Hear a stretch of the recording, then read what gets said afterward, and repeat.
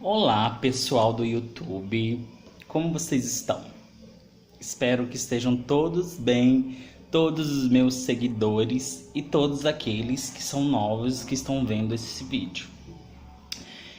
Eu resolvi falar hoje um pouco sobre o ataque que ocorreu em Suzano e o que teve logo em seguida também, que pode-se dizer que foi da mesma forma que teve o ataque lá na Austrália e Nova Zelândia.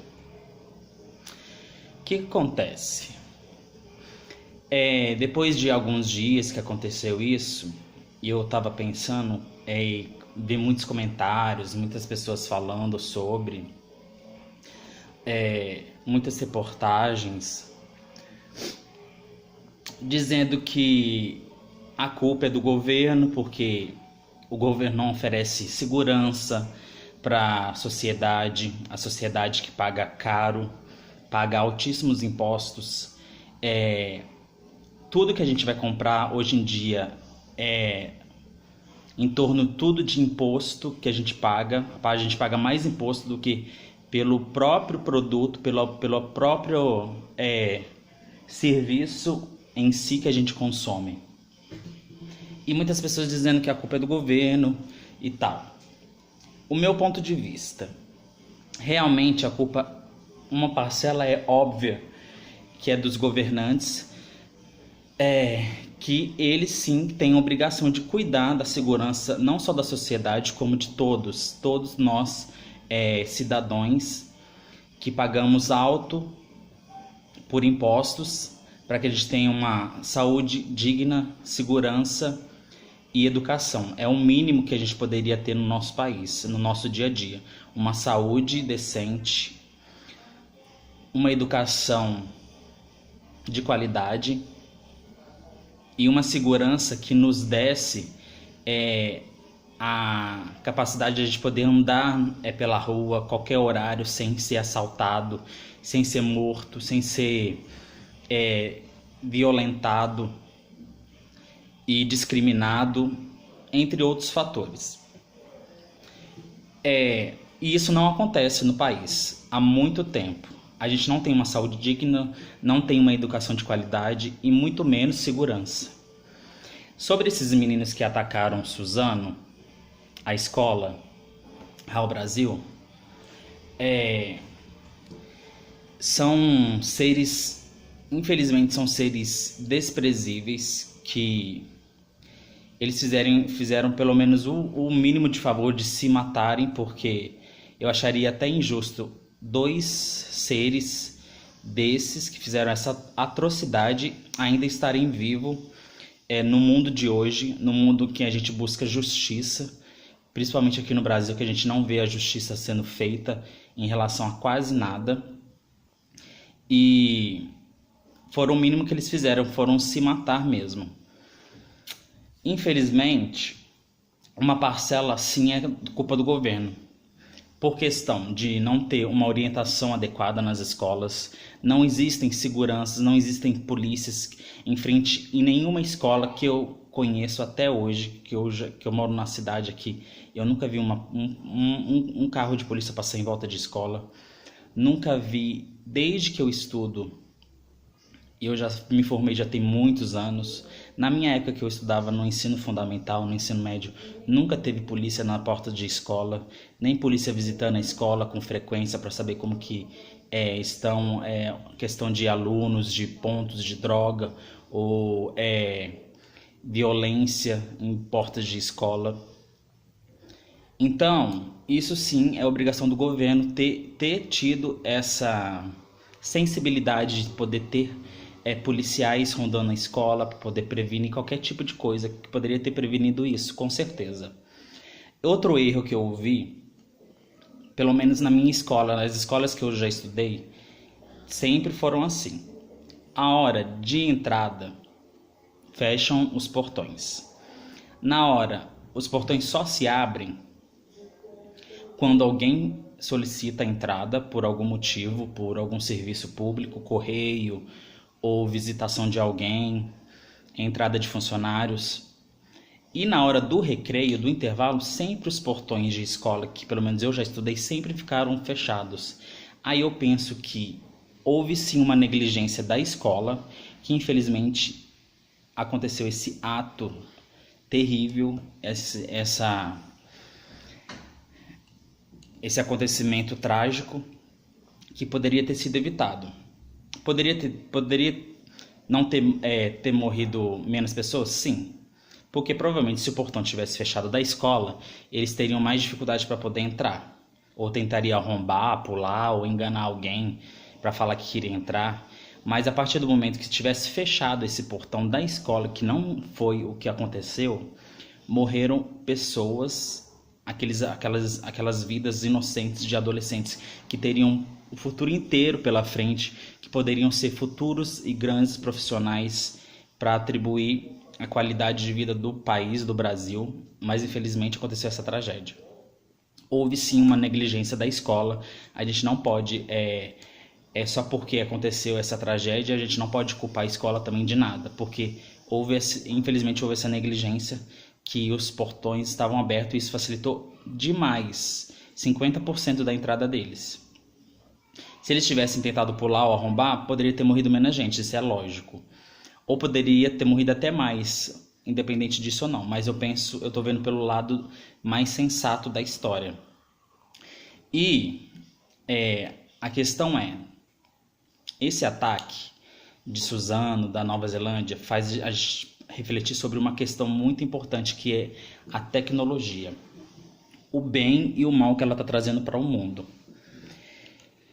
Porque é o seguinte, você sabendo usar a tecnologia para o bem, com certeza isso é evidente que é a melhor forma de usar ela para poder aprender mais, aprender coisas do mundo, viajar pelo mundo sentado. Você não precisa nem ter dinheiro para poder ir no Japão, na África, sendo que você tem um computador com internet. Você pode conhecer o mundo através do seu celular e do computador. Mas a partir do momento que está sendo usado para o mal, acontece esse tipo de coisa. Mas a questão não é só a internet que está sendo usada para o mal. As pessoas que estão manipulando a internet usam ela para o mal. Que nem foi falado muito questão de jogos de violência. Isso é o que mais tem, é o que mais a gente vê nessas lan houses, crianças e adolescentes jogando esses jogos violentos. Essas indústrias de videogame, o que mais eles produzem são jogos violentos. Você pode ver, eu não sou jogador, eu não gosto de videogame. Gostava quando eu era adolescente, mas você pode ver que a maioria dos jogos que são vendidos nessas grandes companhias de videogame são todos jogos de violência, que usam armas, facas, tudo isso para poder matar os adversários. E isso, nem todos os adolescentes que estão passando por uma formação de caráter ainda, porque não podemos dizer que são adultos por completo, óbvio que vão ser influenciados por esse tipo de jogos. Vão querer trazer a informática, o mundo fantasioso da violência do jogo para a realidade. E é isso que aconteceu com o ataque de Suzano, com o ataque da Nova Zelândia, que o cara ainda fez a chacina ao vivo, transmitido por uma rede social. Isso que é o mais louco de tudo disso, gente. Como o ser humano pode ser tão terrível e tão calculista, para mim não me entra na cabeça uma coisa dessa. Então, a questão é, olhem para os seus filhos, não importa a idade, desde 3, 4 anos até a vida adulta, porque o assassino que matou aquelas 50 pessoas na mesquita já era um rapaz adulto. Ele não era mais adolescente, muito menos criança. Então, vocês que são mães de adolescentes, de crianças, por favor, não deixem a tecnologia por conta do seu abraço, da sua conversa, do seu dia estressante, que às vezes você não quer conversar, não quer poder fazer algo que não deu tempo, mas por conta disso você põe um celular na mão do seu filho, do adolescente, para suprir a necessidade que ele tem, que é a vontade de te ver, de te abraçar. Porque na minha época de criança e adolescente, a gente brincava na rua. A gente ficava na rua praticamente o dia todo depois da escola. Pra você ter noção, minha mãe e minha avó tinham que me buscar na rua à base de chinelada e fio pra me bater pra ver se eu ia pra casa pra tomar banho e comer. Porque senão a gente ficava o dia todo na rua e as pessoas que têm a minha idade sabem que isso é verdade. Que antigamente a gente ficava na rua brincando de bola, esconde-esconde, de rouba-bandeira, queimada, não tinha celular. Mas aí vocês vão pensar, mas hoje em dia tem.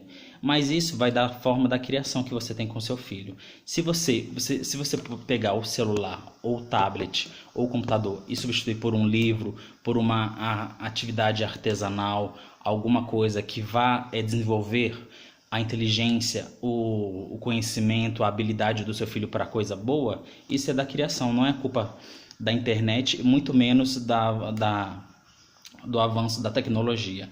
Isso é de criação.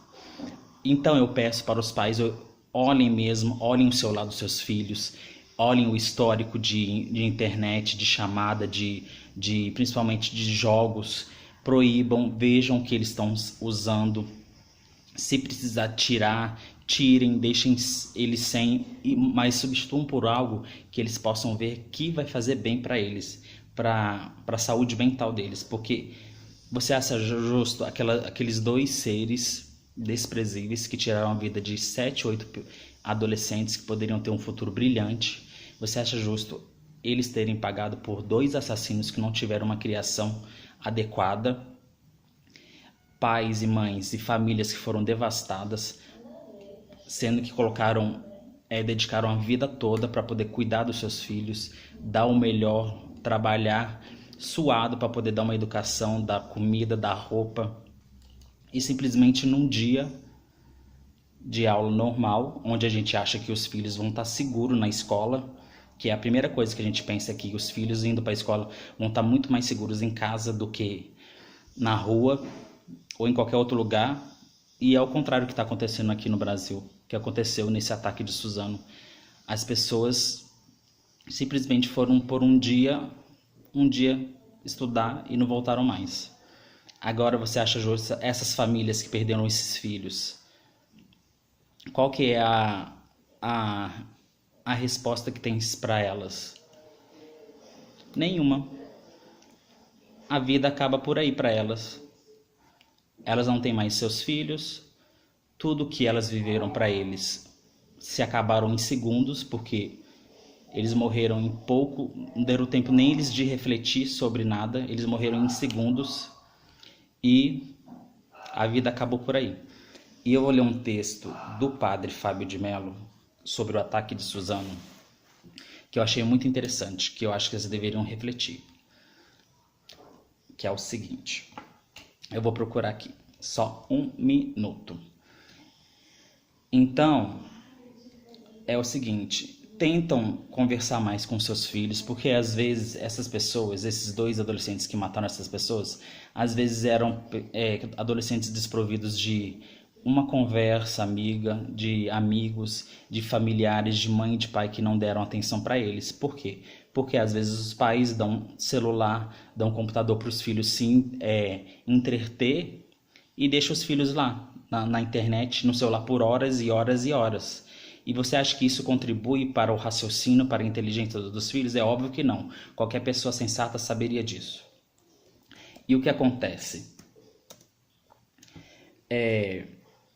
Os filhos ficam horas e horas com o celular assistindo o que eles quiserem, porque eles têm praticamente o mundo acessando através da palma da mão, que eles podem acessar qualquer conteúdo, enquanto os pais estão fazendo outras coisas, ou até mesmo dão um celular para o filho mexer, para poder mexer no seu próprio celular. Tá vendo como a questão é muito maior, muito mais grave do que a gente pode imaginar, entendeu? Eu vou ler o texto para vocês que eu achei muito interessante,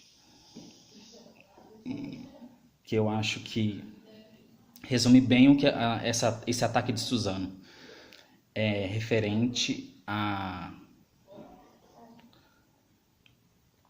a concepção, a gente refletir a gravidade das coisas.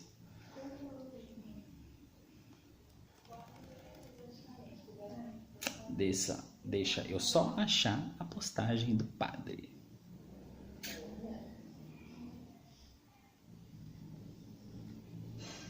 Ó, essa postagem ele fez, não sei se foi no dia ou se foi no dia seguinte do ataque que ocorreu em Suzano.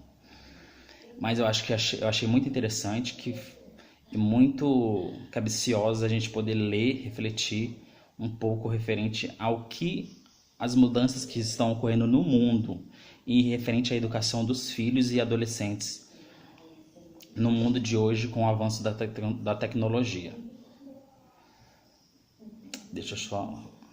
Aqui, ó. Ele fez uma postagem no Twitter dele com a seguinte frase antes da imagem que eu vou ler para vocês.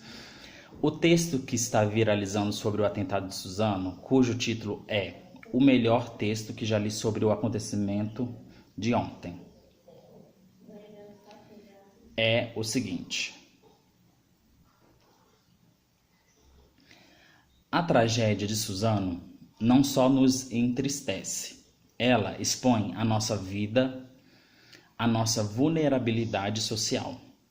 Foi o tempo em que só temíamos os bandidos. Hoje, uma dor emocional não curada pode levar um adolescente a se tornar um assassino. A violência é o desdobramento de carências afetivas, da necessidade de ser visto e notado, ainda que da pior maneira.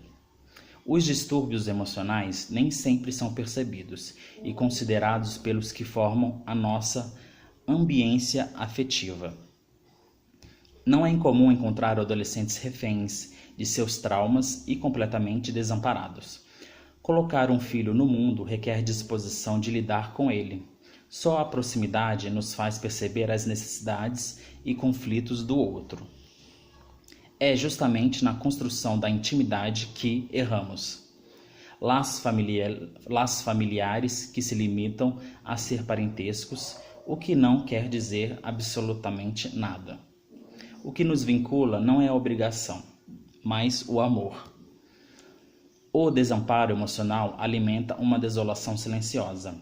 A partir dela, a pessoa passa a nutrir ódio pelos que estão felizes. Padre Fábio de Mello.